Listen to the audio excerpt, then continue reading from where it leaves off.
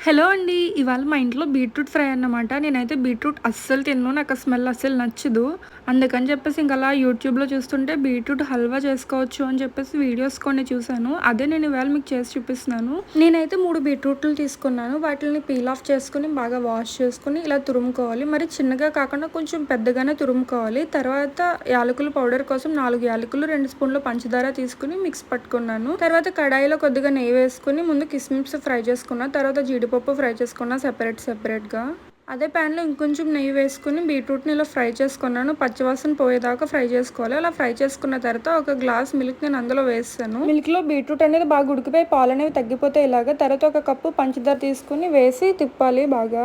ఇలా దగ్గరికి వచ్చిన తర్వాత మనం ఆల్రెడీ మిక్స్ చేసి పెట్టుకున్న యాలకుల పౌడర్ వేసి ఒకసారి కలిపి దింపేయాలి. తర్వాత మనం ఆల్రెడీ ఫ్రై చేసి పెట్టుకున్న జీడిపప్పు కిస్మిస్ వేసుకోవాలి. అంతే, బీట్రూట్ హల్వా రెడీ. వీడియో నచ్చితే లైక్ చేయండి. ఇలాంటి మరిన్ని వీడియోస్ కోసం సబ్స్క్రైబ్.